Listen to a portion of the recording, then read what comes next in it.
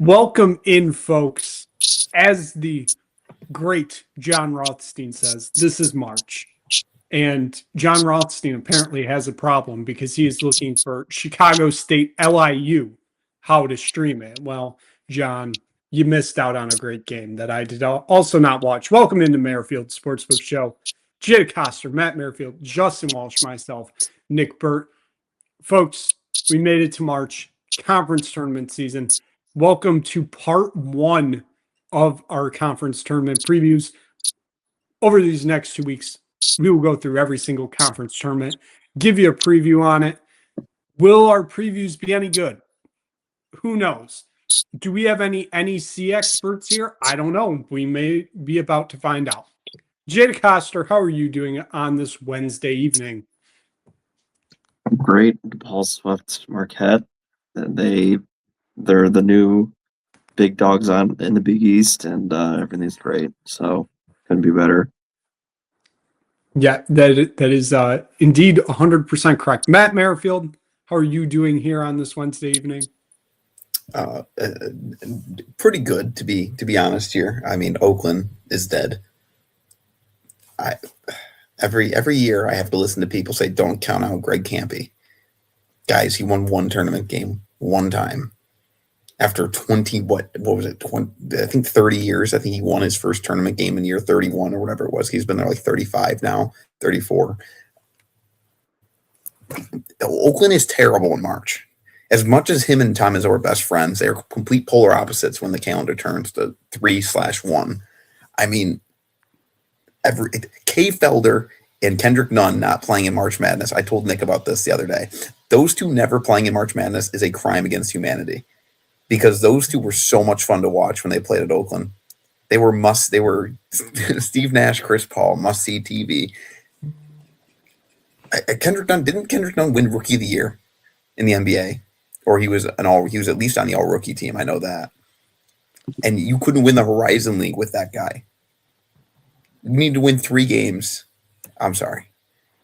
Jack Golke is the only. As much as I love Coach Campy, people just think because he's been there for forever that he's some godly coach. And when it comes time for March, that zone is fucking terrible.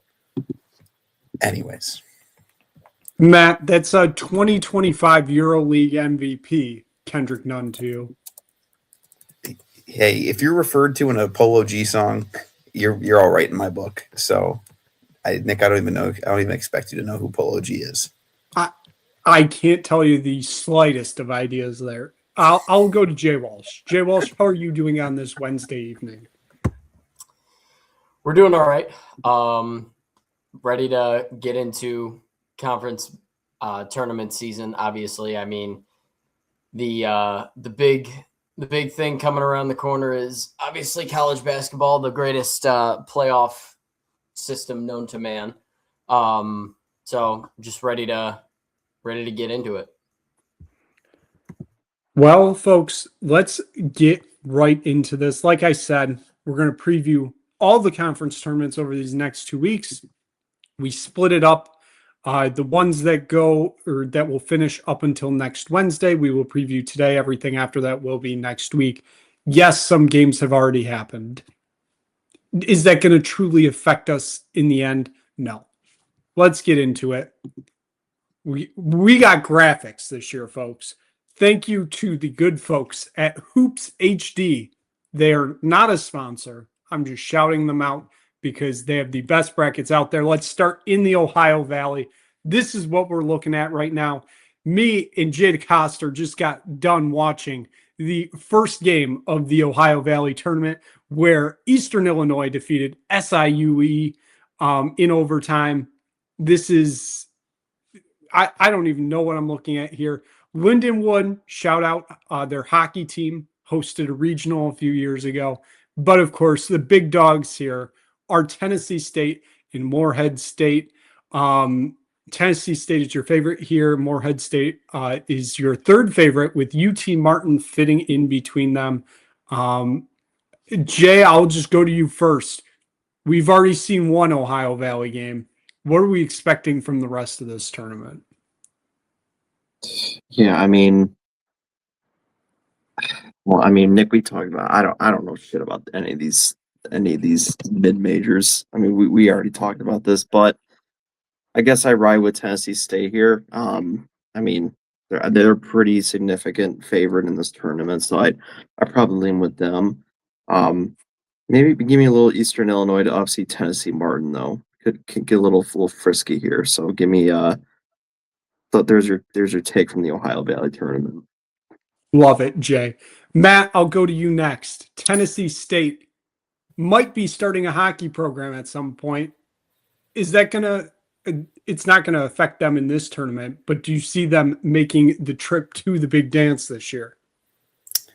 I don't. I feel like in March, I mean, as I just went on talking about how certain teams like Oakland always fall flat in March, certain programs rise to the occasion. And Morehead State, I think, is the team to pick here in the Ohio Valley. They have the history. The name in and of itself makes them a popular pick, but they do have the history to show for it. I think UT Martin has been a very strong team the last couple of years. It's been knocking on the door. So I think they're like, if you're a part of the Jerome, and obviously it already closed, so you can't enter anymore. But if you were a part and you wanted to enter, UT Martin, I think would be a good pick at that 4 seed. To I forget how the rules work. If it's a 4 seed or lower, you get extra points.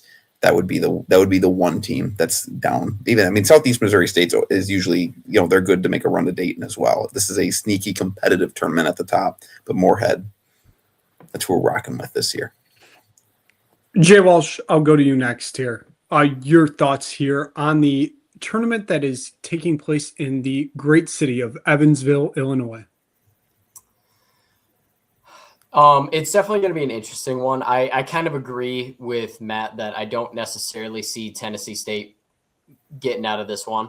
I do like that he mentioned UT Martin. I think I like UT Martin to kind of, I mean, not necessarily pull the upset to win this tournament, but obviously coming out of the 4 spot, not one of the immediate favorites, but they are the best defensive team in this conference.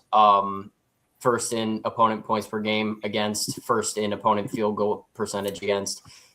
They're really the one thing that's been holding them back all year is 3-point shooting. They're not a good 3-point shooting team. I think they're very classically a team that if they get hot, they can just take out anybody in this stretch. So I think I like UT Martin to make a run here and get to the big dance. I'm going to take Morehead State here. They finished with the same record in conference as Tennessee State. They obviously just lost the tiebreaker. I think they've had a pretty decent season. I think they've won, I believe it was 7 straight games that I saw, including a win against Tennessee State. So give me I believe they are the Eagles. That sounds about right. So give me the Eagles going dancing once again. Let's move on to the Big South tournament. This is your almost classic bracket, except you have an 8-9 game to start off. High Point, major favorites here. They are minus 250 to win the tournament. Winthrop is next up at plus 470. Your next closest is Radford at plus 1,300. Matt Merrifield, I'll go to you first here. This seems like it is High Point's tournament to lose. 100%. Now, I will say there is some cause for concern as High Point's lone conference loss was to their 2 seed in Winthrop, and they lost that game at Winthrop 92-75. They only beat Winthrop last weekend or 2 weeks ago, back on the 21st, by 2 at home on their senior day.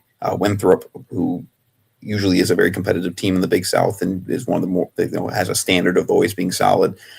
That causes concern, but High Point is so good. 27-4. They didn't play any major conference, any power conference teams and non-conference, but they beat the crap out of the other mid-majors that they played. I mean, this is a really good basketball team. And, they were in the tournament. What was that, last year, 2 years ago? They were just in the tournament as a 13 seed, I believe. No reason to believe they can't make another run again, and they'll be dancing as another 12 seed in the tournament again this year. Jay Walsh, I'll go to you next here. It does seem like the consensus here is High Point to make their 2nd straight tournament appearance. Yeah, I agree. Not really a whole lot else to say about this one. Obviously, like Matt brought up, Winthrop is year in and year out one of the top contenders in this conference, but High Point, I think, is just a step above everybody else this year. Obviously, I mean, they dropped the game to Winthrop, but I think they're going to run through this tournament, and I don't really see anybody else in this conference putting together a competent enough 3 to 4 game stretch to end up beating High Point and getting out of this conference. So I'm rolling with High Point here. I'm also rolling with High Point. I don't think there's really too much to add. Significant favorite. They were in the tournament last year, brought back a lot of starters. So I feel like this is a team that can run through this tournament. Obviously, like Matt mentioned, Winthrop could be a challenge, but that's their only conference loss. But it's High Point's tournament to lose. So I don't think there's anything else to add here. It's High Point's tournament. We'll see if they can run through it again like they did last year, and maybe they get a rematch in the first round of the NCAA tournament against Purdue next year or this year, whatever. Let's move on. One of the better tournaments out there, Arch Madness in St. Louis, Missouri, the Missouri Valley Conference. I love this tournament. We got Belmont as your 1 seed this year. Of course, they came over from the Ohio Valley a few years ago. They finally are making a name for themselves at the top. They're your favorites. Northern Iowa is your second favorite, with Bradley right behind them and Illinois State as the 4th favorite here. So basically just goes down the line here. Jay Walsh, I'll go to you first here. Your thoughts here on this Missouri Valley Conference? Personally, I really like Illinois State. I think they're a very good team. Obviously, I mean, we saw them just the other day knock off Belmont. They're a very good defensive team. The thing I like about them the most is they are the best rebounding team in this conference. And when you combine a team that is good defensively, grabs rebounds, and they're solid enough offensively, I think they're certainly a complete enough team to make a run and get to the tournament. Obviously, they wouldn't see Belmont again until the final here, but I think if they do get that rematch, I think they will they'll take it again. So I'm rolling with Illinois State. Jay, I'll go to you next here. As I mentioned in the odds for this one, Northern Iowa is your second favorite in this tournament. They're the 6th seed and will be playing tomorrow, would have to win 4 games in 4 days. Do you see them making a run here, or do you think somebody else wins it? Yeah, I mean, Northern Iowa has a decent case, but I'm looking at Bradley right now. They have a pretty favorable path. Obviously, you don't get Belmont until Sunday, assuming Belmont makes it. Obviously, Belmont's kind of the big story here with how good they are from 3. But Bradley, I'm looking at them, and they beat Belmont. Earlier in the season. They have some pretty good wins in this conference. So I like Bradley in this spot. It's pretty good value what you're going to get them at plus 500. So I kind of like Bradley in the spot, and I really like their path because they don't have to play Belmont till Sunday. So it's a pretty favorable path for them. Matt, I'll go to you next here. Arch Madness. Of course, not about Arch Manning, but the greatness of this tournament. Who do you think walks away with the championship? I got to go with Belmont.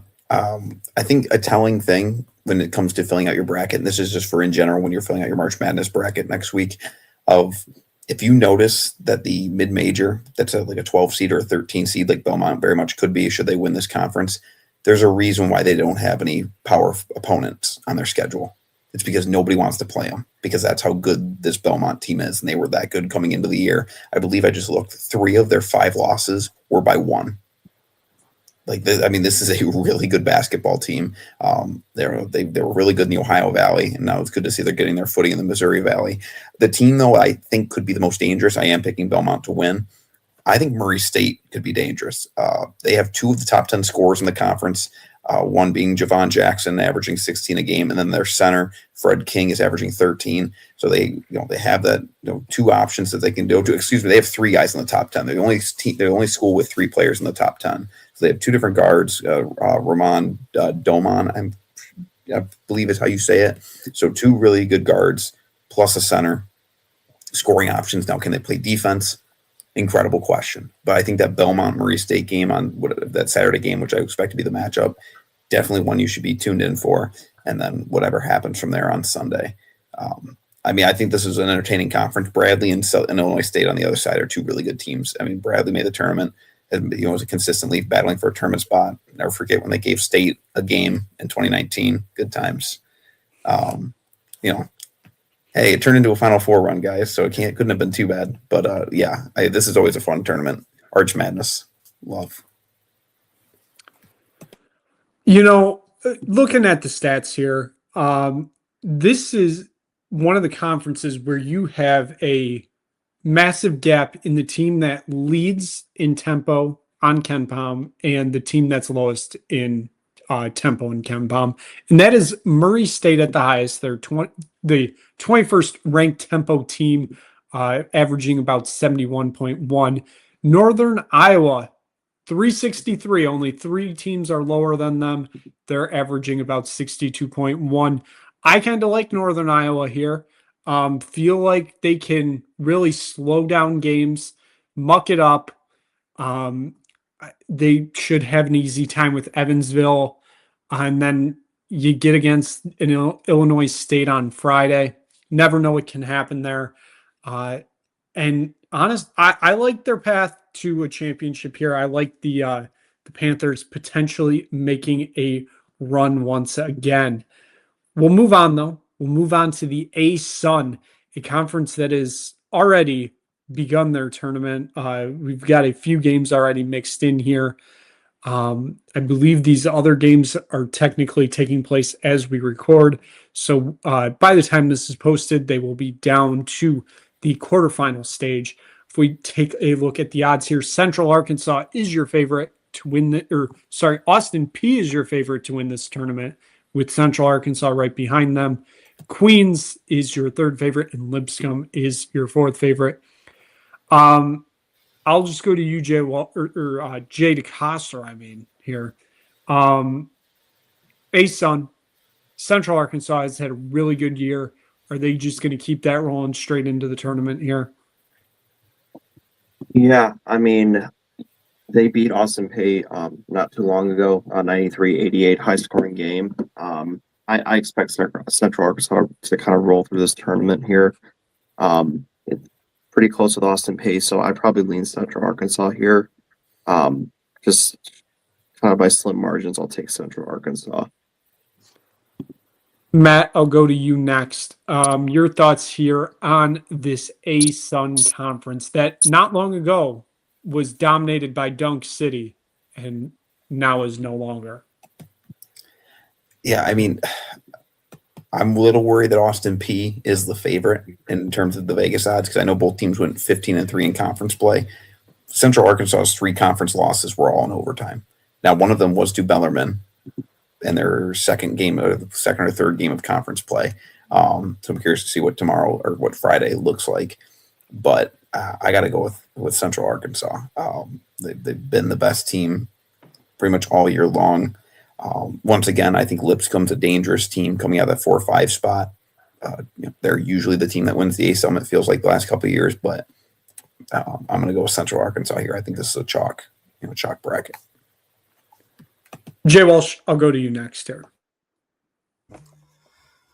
I do agree with Matt in terms of the point that I think this is going to be a very chalky bracket. I do like Austin Peay, though. I think it's going to be a Central Arkansas Austin Peay rematch in the final, but I like Austin Peay. Obviously, we talked about Central Arkansas got them in the first matchup a little while ago, but if you really look at that game, like Jay said, extremely high scoring game, extremely close game.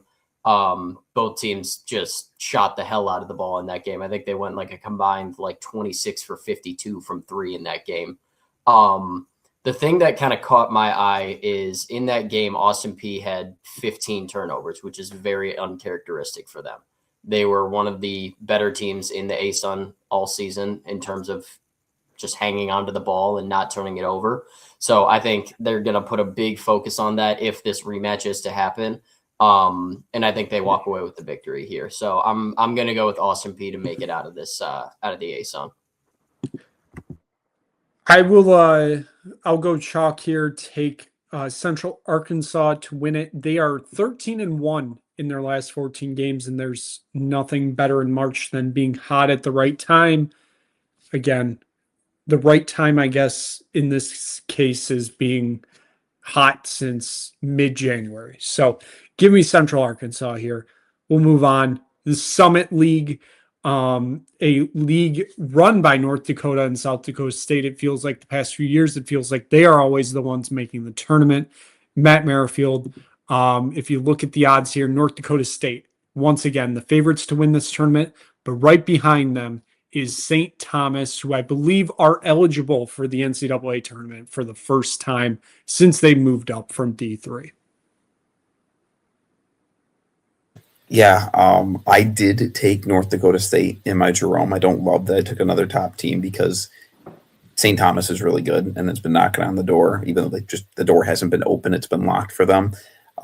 But North Dakota State is they've had a really good program. They've been building the last couple of years. I know they just posted recently that I know Grant Nelson ended up only going to the NBA probably because he played at Alabama, but still he's the first Bison to play in the NBA of any sort. And that program's been trending upwards the last couple of years. It feels like they're always right there. I believe they've lost in the championship game. It feels like they're always in the championship game. Like the year they lost, or the year Oral Roberts had their run, they played North Dakota State in that title game. I know North Dakota State was the team to lose to Zion in the first round of 2019. So they're usually really good. And I think once again this year, I think they're the team that gets it done once again. St. Thomas will be fun to see now that they have the option to actually make the tournament.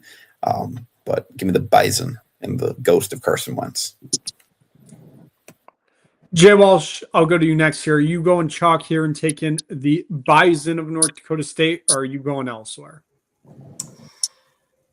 I'm going to go with St. Thomas. I'm going to go with the guys to make the tournament in their first effort here. I really like this team. They're very good defensively. The one thing that does kind of make me a little bit nervous is they're not a very good rebounding team, but they have just about everything else that I'm looking for.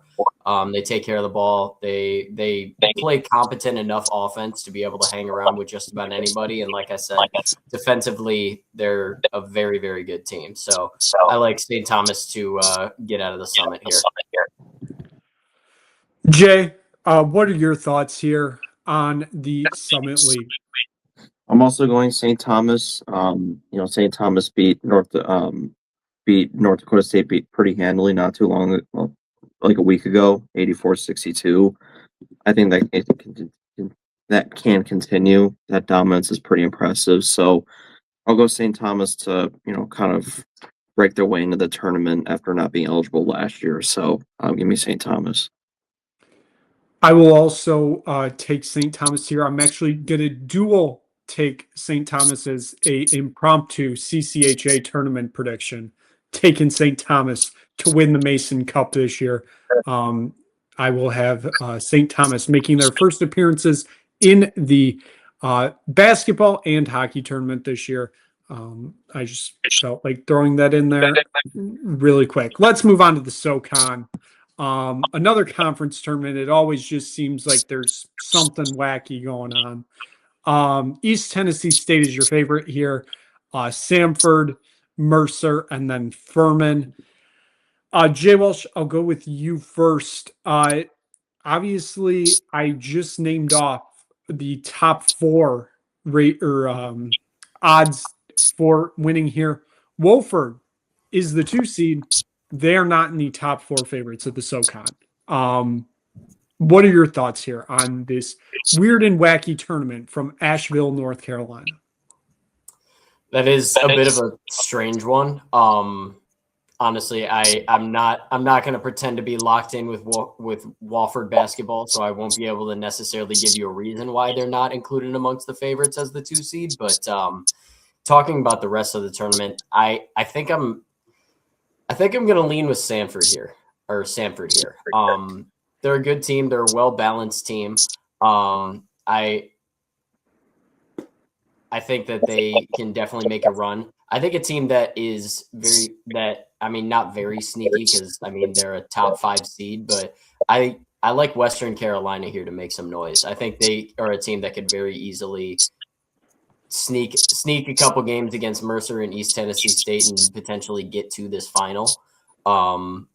However, I do think Sanford ends up winning, but like I said, keep your eye on Western Carolina here. Jay, what are your predictions here for the SoCon? I think it's pretty chalky for me. East Tennessee State projected as a 15 seed. I think they can roll through this tournament, so I'd probably just lean at East Tennessee State here. Pretty chalky pick. So, Matt, what say you for this tournament? I am rolling with the Mercer Bears here in this one. Hold on. ESPN is just spamming me with audio. Did that come through? That you're picking Mercer? Oh, yeah. Well, as I was trying to speak, I had ESPN open, and it started playing some ad for some woke nonsense while I was trying to speak. Anyways, yes, I'm taking Mercer. Get ready to know the name Baraka Okoji, the junior guard from Brampton, Ontario. Second in the conference in scoring, 19.5 points per game, and he will be the reason why this Mercer team is moving on to play in March. He played at Memphis last year, did not play a ton. He was at George Mason the year before, but he's ready to take on the Southern Conference. They just beat East Tennessee State on Saturday. They played really well in conference, but non-conference play.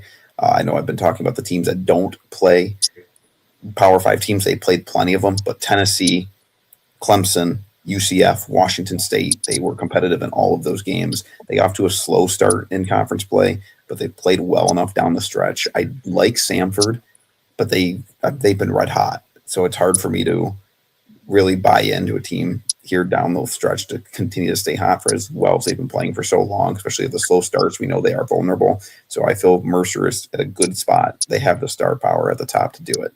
Give me Mercer to be moving on. I actually kind of like that pick, Matt. I will take Mercer here. I will say, though, they will be playing Furman in the title game, because it always seems like Furman comes out of nowhere and is always in the SoCon title game. Either they're the best team in the conference and they made it there on merit, or they're like a 7 seed in the conference and have just beat everybody on their way to the final. So give me Mercer to win it, but also give me Furman to make a run to the title game in Asheville. Former home of the Maui Invitational. People forget that. We'll move on. The greatest tournament, the most beautiful bracket, the Sun Belt Conference, the stairway of heaven here. 7 days of just beautiful basketball. Jay DeCoster, I'll go to you first. The most beautiful bracket here. Who are you taking to win the Sun Belt? A conference that had, I believe, 5 or 6 teams tied for second place. It was a mess. yeah, both Troy and Marshall are definitely the heavy favorites. Troy beat Marshall on December 20th, 70-63, in a pretty low scoring game. So I expect Marshall to bounce back here. I think they can get it done. Troy's a pretty, not heavy favorite, but they're a significant favorite. I expect Marshall to bounce back. Give me the Thundering Herd to get to the tournament. Matt, I'll go to you next here. I just realized I did not name off your favorites here. Troy is the favorite in this tournament, with Marshall the second favorite. Coastal Carolina is your third favorite. and Appalachian State your fourth favorite year.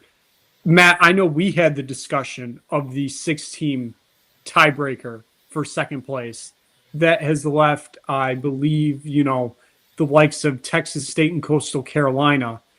They're playing, just a mess of games because they couldn't win one extra game and avoid a tiebreaker. So your thoughts here on this Sun Belt tournament? Nick, you forgot about South Alabama, who also went 11-7 and is playing on Friday. They have to win 4 games. They have to play twice as many games somehow. Correct. Anyway, I'm glad when I filled out my Jerome, I did not look, and actually I forgot this bracket looked like this, and I picked my team based on obviously I saw that they were tied with a mess of other teams. Luckily, they're one of the 2 teams in the semifinal. I took Marshall. I don't have a ton of insight on the Sun Belt. I do know that the only two teams with 2 players top 10 in scoring are Marshall and Coastal.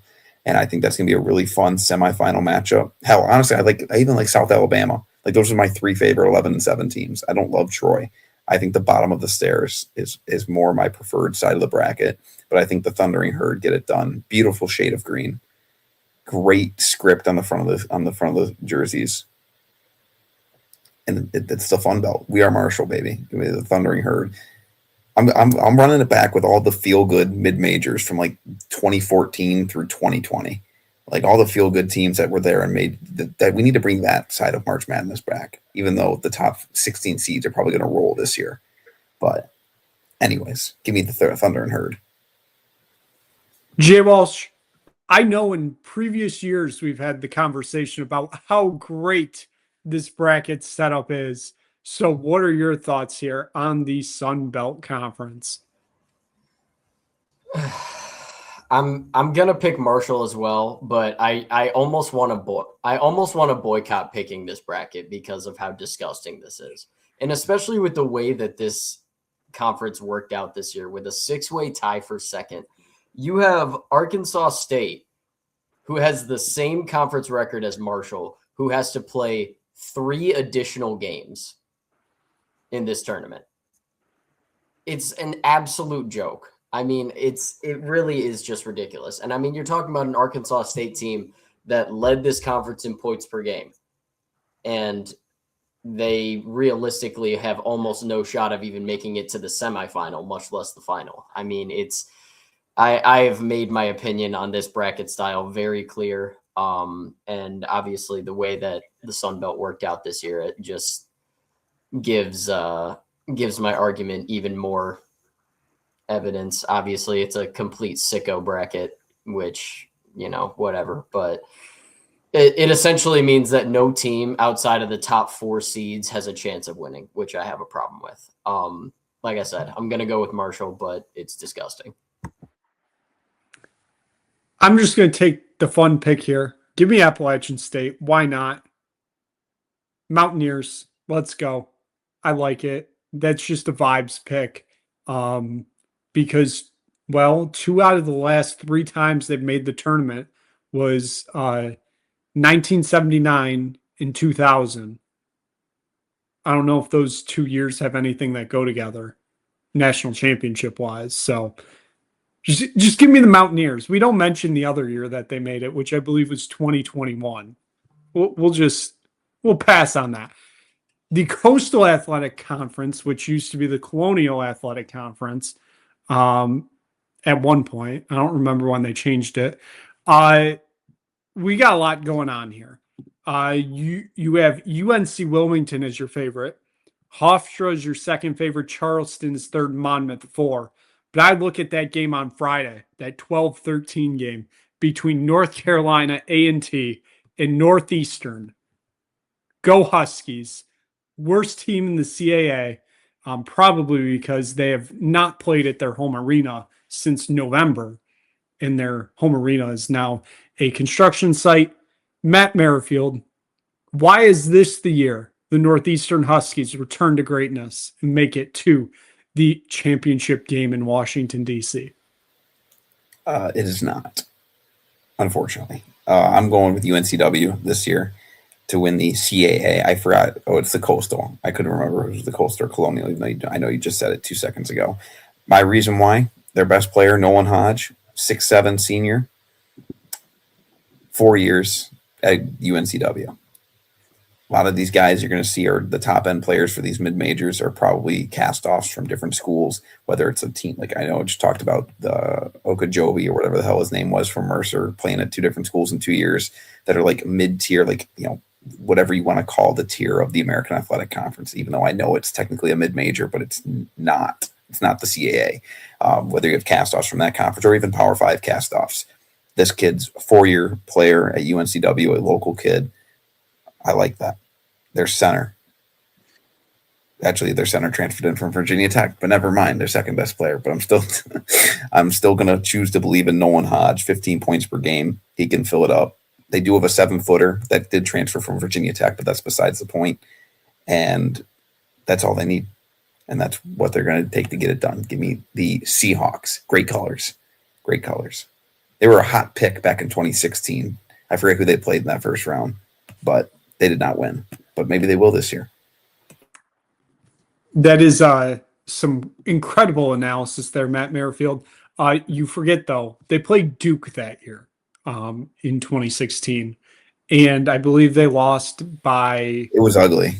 I picked them, though. I think they ended up losing by 10, but it got close late. So we'll just leave it. I was in math class, 7th grade or 8th grade math class watching that game. That was the I think that was the what would that have been, like the 1:40 tip time on Thursday afternoon. 12:15 it's saying on KenPom at Was the Dunkin' Donuts Center. Wow, was it the first? Anyways, I feel old. Let's besides the point. Jay Walsh, who are you taking here to win the Coastal Athletic Tournament? Matt Merrifield says he feels old when he just talked about being in 7th grade in 2016.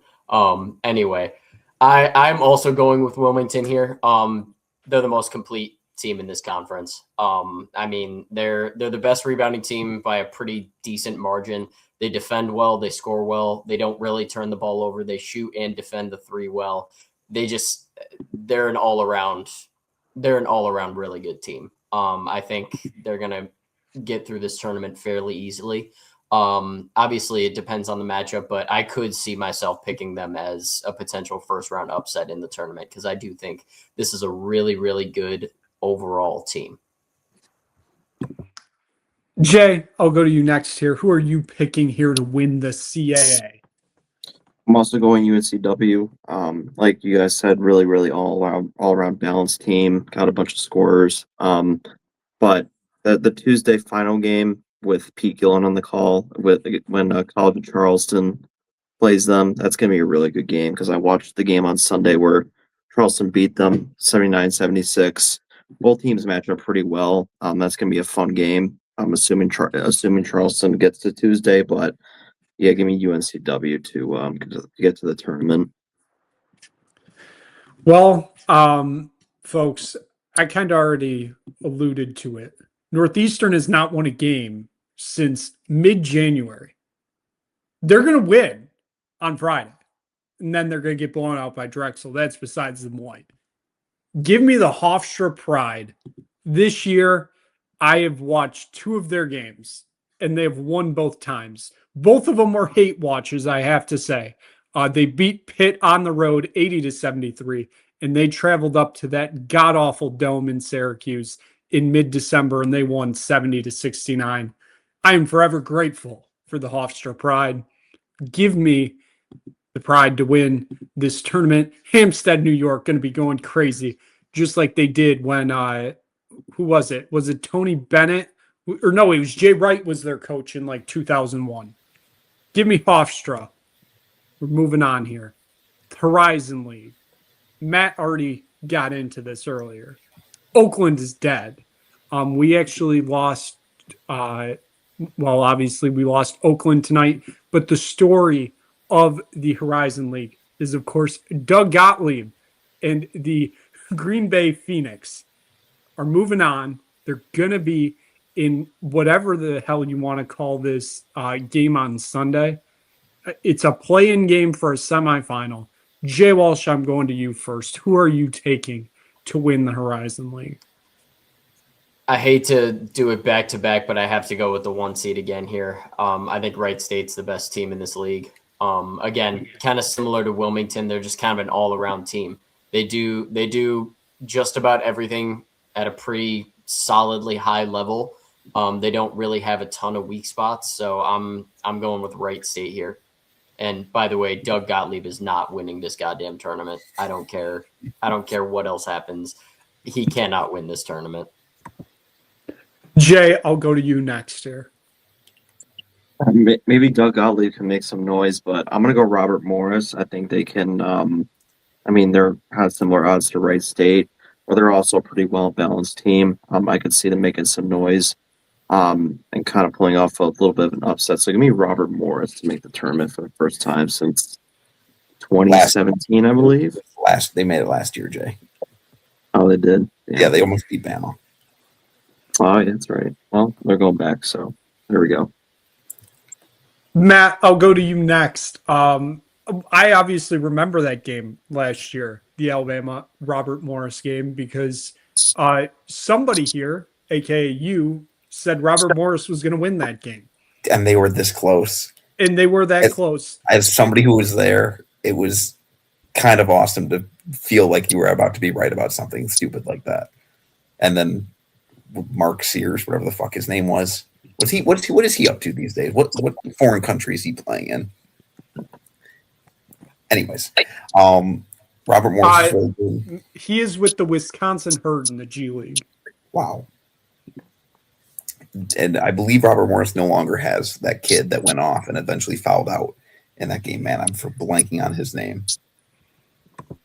Doesn't matter. Anyways, Robert Morris really good, but you guys are forgetting the story of March is happening. Well, not for Jay, but it's happening right in the city. It's the Titans. Detroit Mercy is America's team.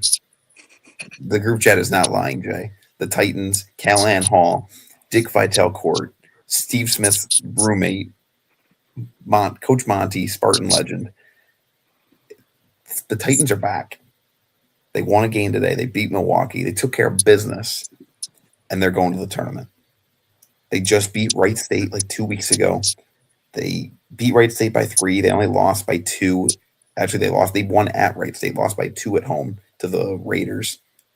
They lost both games to Robert Morris. It's hard to lose to a team 3 times in a year. This is the year.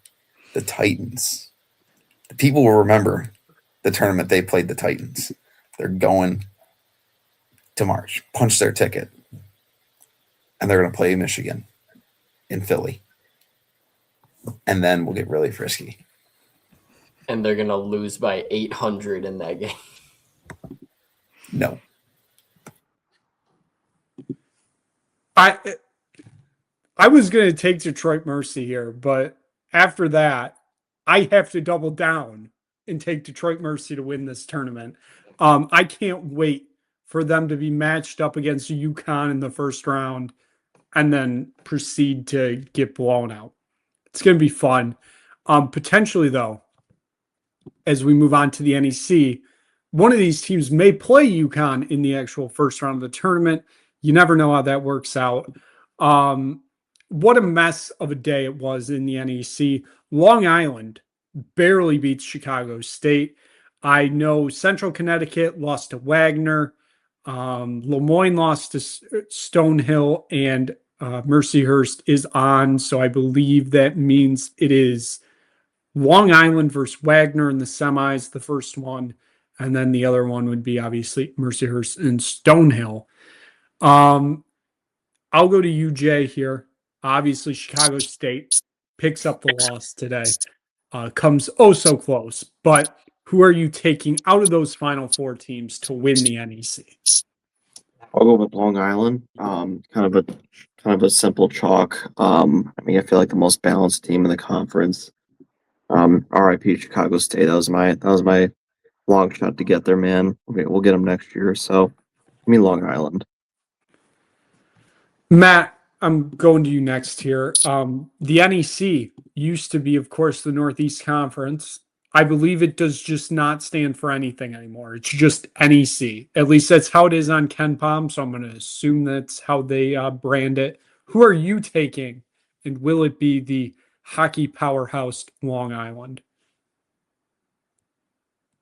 Well, I'm heartbroken because my pick in the Jerome is already out. I felt that this was the bracket to have a Cinderella, and I picked Lemoyne. I thought the Porpoises, I thought this was the year.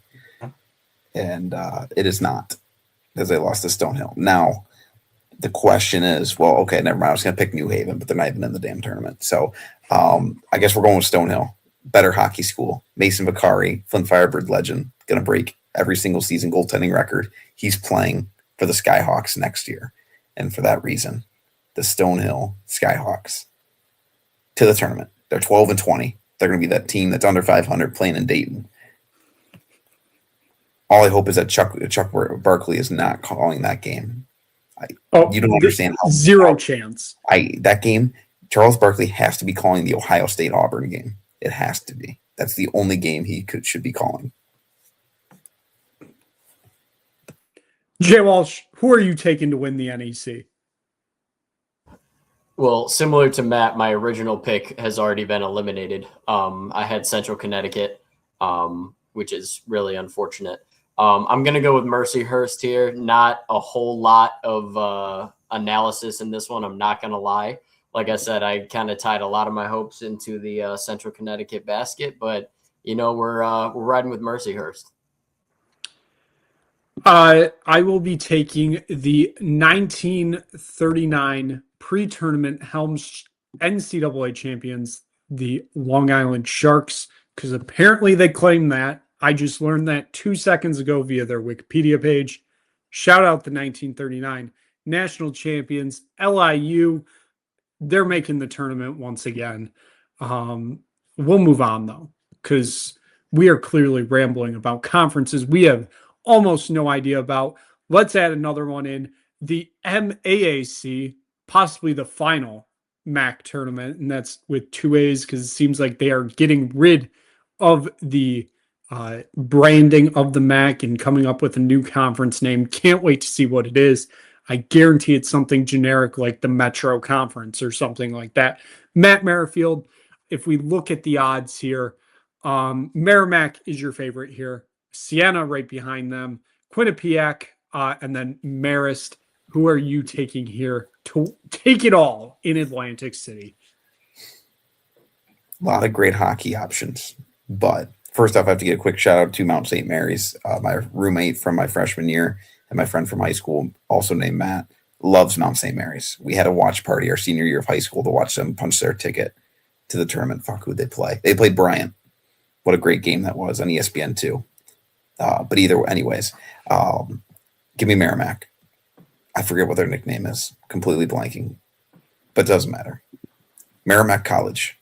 Give me. They're going to win. They win this conference like 2 years ago, and they weren't eligible. And then that's what opened the door for Fairleigh Dickinson, if I'm not mistaken. Or is that I think? Okay, yes, that is correct. Give me Merrimack. They're of course the Merrimack Warriors. I want to say the Highlanders, but I knew that wasn't right. So basically the same thing. Give me Merrimack. Jay Walsh, I'm not even going to bother asking you because I know what's coming here. Why are St. Peter's Peacocks They're actually in the tournament this year. They're actually in the tournament this year. I can actually reasonably pick them. Yeah, I mean, I gotta go. I gotta go with my boys, St. Peter's here. They're another just kind of well-balanced team. Not particularly like elite at anything, but they're just kind of overall pretty good to good, pretty above average to good at just about everything. They've got some good players on their team. Brent Bland, the leading scorer, 14 points per game. He had a bit of a rough shooting performance in their final game of the season against Marist, but he's been a very good player for them all season. The one kind of concern I do have is they're not great in terms of rebounding. That's kind of their biggest weak point, but come on. I have to go with the Peacocks here. Give me St. Peter's all day long. Jay, who are you taking to win the MAAC?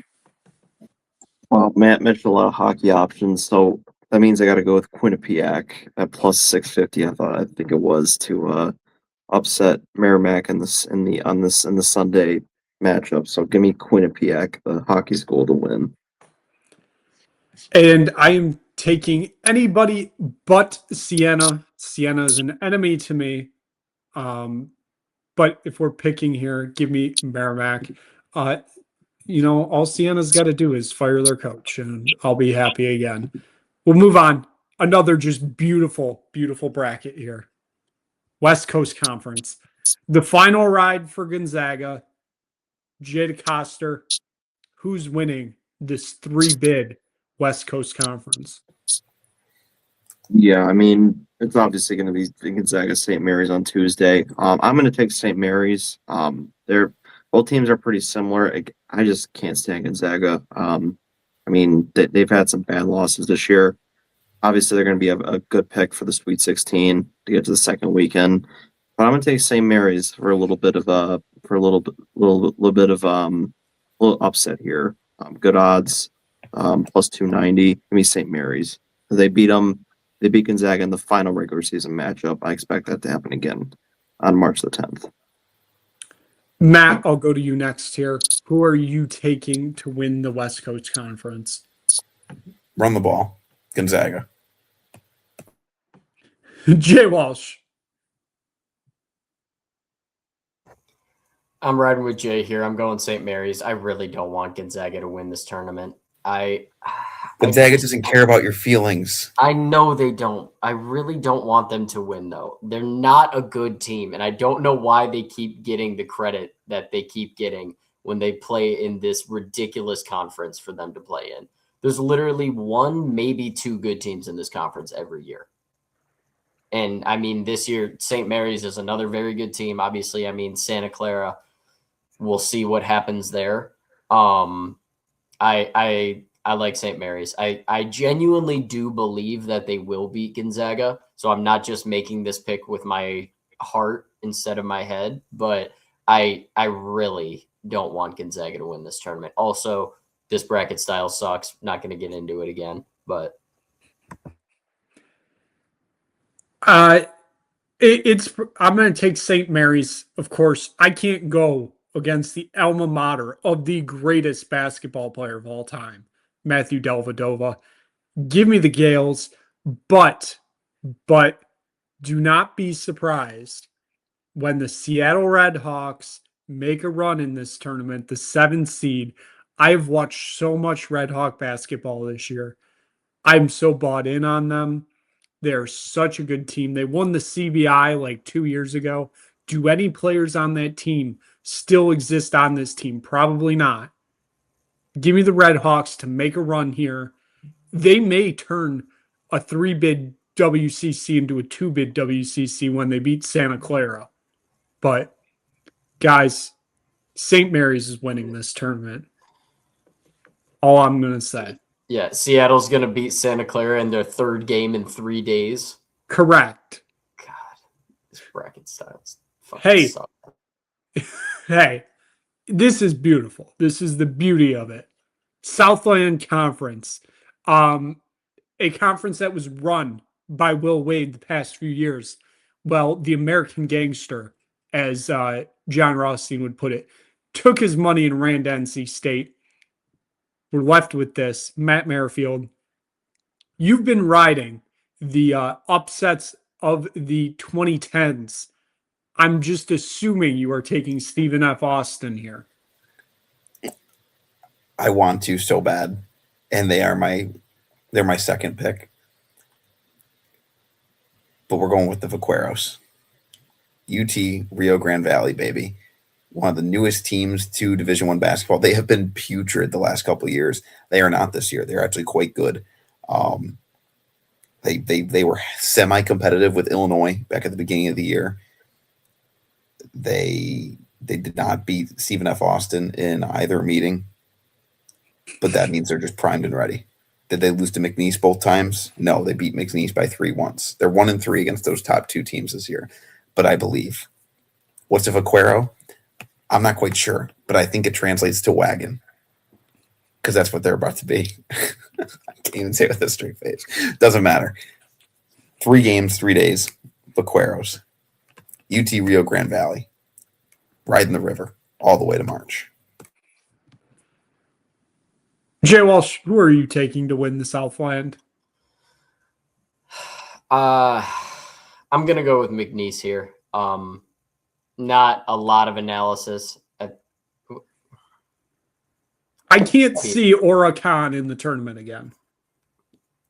I don't want it either, but I have. Will they wear his face on the cheerleaders' uniforms? Oh, probably. They have. I don't think so, because I think that was a Will Wade fucking propaganda project. Anyways, continue. I mean, like I said, not a ton of analysis. I'm not gonna pretend to be absolutely locked in with the Southland Conference. I'm rocking with McNeese. Stephen F. Austin's a good team. Like Matt said, Rio Grande Valley can be feisty. I think McNeese is gonna win this tournament. Jay DeCoster. I'll take Stephen F. Austin. I don't care for McNeese. I don't care for Amir Khan. I will take Stephen F. Austin to probably play Michigan State in the first round. So I cannot pick McNeese State in good faith while Amir Khan still works for them. He needs to get a job. Brother, COVID years have long passed. Figure it out. Give me Stephen F. Austin. We're moving on to the most patriotic league, the Patriot League. Listen, Navy may be a wagon. They're big favorites in this tournament. Could be their first tournament appearance since, I believe, the mid-90s. Jay Walsh, are you supporting the troops? Absolutely, we're supporting the troops around here. Yeah, Navy's the best team in this conference, and I mean they proved it the entire season, going 17-1 in conference play. They're the best team. Give me Navy. Jay, this is a conference that has been run by Colgate for what feels like forever, and it finally feels like we are breaking away from the shackles of Colgate. Are you taking somebody else other than Colgate to win this Patriot League? I'm also going Navy, but would not be surprised if Colgate ends up beating them in that Wednesday matchup. It'd probably be a pretty good game. So I'll take the troops as well. Matt Merrifield, are you about to make it 3 for 3 on taking the troops? You have to. I mean, they were 6 games ahead of the next couple teams that all tied for 11-7. I guess Colgate and Lehigh were the 2 teams that went 11-7. This is not a good conference. Colgate, they're the white guys that don't dribble. They just pass it around. They create open looks and they knock down shots, which terrifies me. But this Navy team might be actually good. They might win a game in the tournament against a decent team, regardless of what seed they are. Give me the troops, the midshipmen, baby. Go Navy. Let's go. Let's ride. Into the tournament, they'll probably be like 14 seed. They may put a scare into somebody, and that somebody might be Michigan State. Just saying. Big Sky Conference. What a conference. Late night action. Always fun. Jay Coster. Let's hear your predictions here on this conference. That the number 1 seed, Portland State, is your 4th favorite in the gambling odds. Yeah, I mean, Portland State. A lot of these teams are very well balanced. I'd probably lean Montana State in this spot. Actually, no, I'm gonna go Northern Colorado. I feel like they're a team that has usually been in this spot. This is a league that is kind of wide open in terms of the odds. So I'm gonna ride with Northern Colorado in this spot. Wide open, anything can happen up in Boise. So give me Northern Colorado. Matt, of course, this is Starch Madness here, given that it's taking place in Boise, Idaho. They love their potatoes there. Are you taking Portland State here as the 1 seed going chalk, or are you going somewhere else? I'm going with the team that always seems to win this tournament. It's Montana State. And what's weird is that it seems like the Big Sky is always ass in the tournament. They don't do shit. Usually it's Montana or Montana State that gets their ass kicked by Michigan or somebody, but they played really well in non-con. Not that Colorado or Stanford or Boise are any good, but they lost by less than 10 to all those teams I just mentioned. They went to overtime at Utah State. I mean, they played as competitive as a West Coast non-conference as you can play. And like I said, they're the standard in that conference, it feels like. So give me Montana State, the Bobcats, to win. Jay Walsh, who are you taking to win Starch Madness? I'm a little upset at Jay because he stole my pick. I'm also going Northern Colorado. I think this is, I mean, there's a reason that they're listed among the favorites to win this tournament. I think they might be the most overall complete team in this conference. Again, they kind of do a little bit of everything in the game. They also, I mean, they didn't play the toughest non-con schedule, but they played against Texas Tech early in the year and kind of had a very sneaky close game. They lost that game by 11, but they put up 90 points against at the time, fully healthy Texas Tech team, which in my opinion was one of the better teams in the country. So I think Northern Colorado is a team that is very capable of playing at a high level.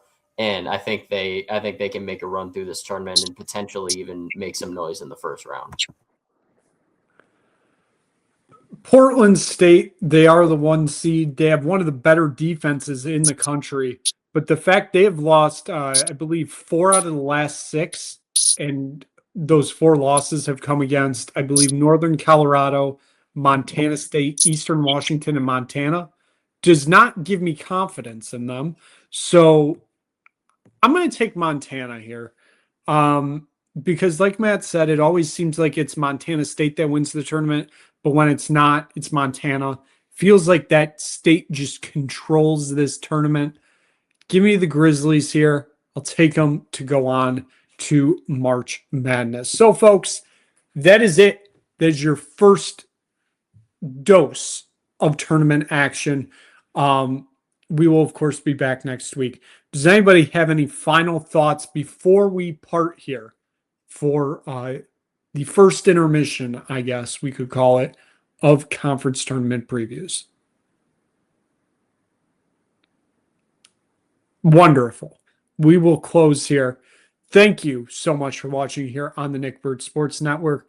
We will be back next week. We'll preview all the other tournaments. And folks, we're doing deep dives because this is basketball we may actually know. We may actually give you some great insight, like why DePaul is going to make it to Friday at MSG in the semifinals of the Big East tournament. Folks, it's happening. And you're going to hear about it next week. Thank you so much for watching. For Jay, for Matt, for Jay Walsh, myself, Nick Burt, thank you. We will see you again next week for another episode of the Merrifield Sportsbook Show.